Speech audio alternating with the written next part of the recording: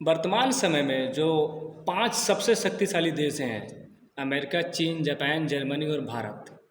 रूस का इसमें अता पता भी नहीं है कहीं, जबकि रूस जो है दुनिया का सबसे बड़ा देश है क्षेत्रफल की दृष्टि से देखा जाए तो। और कुछ दशक पहले तक उसका राज चलता था, तूती बोलती थी अमेरिका के साथ साथ। लेकिन क्या कारण है कि आज टॉप 5 तो छोड़िए, टॉप 10 में भी नाम नहीं है रूस का। आज वो 12वें नंबर पे आता है, आप लोग गूगल कर सकते हैं। मैं इस बात का जिक्र इसलिए कर रहा हूँ क्योंकि वो सब चीज़ें जो है हमारे भारत और पाक से जो युद्ध चल रहा था अभी उससे जुड़ा हुआ है। देखिए, अभी भारत पाक के बीच में जो युद्ध चल रहा था उसका युद्ध विराम हो चुका है। तो हिंदुस्तानी होने के नाते थोड़ा बहुत दुख तो मुझे भी है, लेकिन अच्छा है कि भाई ये युद्ध रुक गया, क्योंकि युद्ध से सभी देशों को नुकसान ही पहुँचता है। कई समय पीछे, कई सालों पीछे जो है वो देश चला जाता है। बात की जाए जो गरीब देशों की, तो उसमें आपके पास पाकिस्तान, ईरान, इराक, अजरबैजान, ऐसे बहुत से देश हैं, कंट्री हैं जो दूसरों के इशारे पे चलते हैं। और आपको पता होगा अमेरिका सिर्फ और सिर्फ उसी का साथ देता है जिसमें उसको फ़ायदा मिलता है।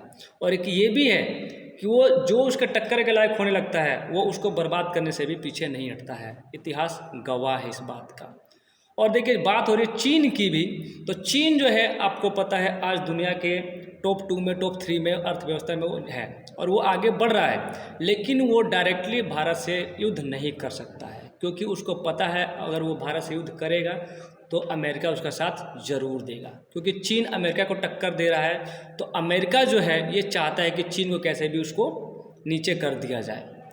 तो चीन डायरेक्टली या इनडायरेक्टली बोल सकते हो पाकिस्तान को सपोर्ट कर रहा है, और पाकिस्तान जो है हमसे युद्ध कर रहा है ताकि हम लोग भी बर्बाद हो जाएं। और ऐसा नहीं है केवल चीन, ऐसे बहुत सी कंट्री हैं जो भारत को देखकर जलते हैं या भारत की तरक्की से नाखुश हैं। वो चाहते हैं कि भारत पीछे चला जाए, तो युद्ध कर दिया।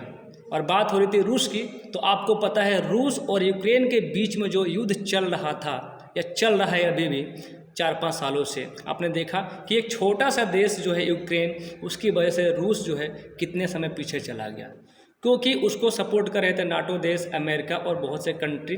और करते करते रूस जो है युद्ध करने में इतना मगन हो गया या उतनी बर्बादी हो गई कि वो कई सालों पीछे चला गया है। यही मैं बोल रहा हूँ कि भाई ये जो युद्ध रुक गया वो बढ़िया हुआ, हम लोगों को आगे जाना है, विकसित करना है। और रही बात युद्ध की, तो भाई जयशंकर जी बैठे हैं, मोदी जी बैठे हैं, अमित शाह जी बैठे हैं, आज नहीं तो कल हिसाब तो बराबर हो ही जाएगा। लेकिन अब के समय में हमको खुद को विकसित करना है, तो युद्ध को थोड़ा टालना होगा।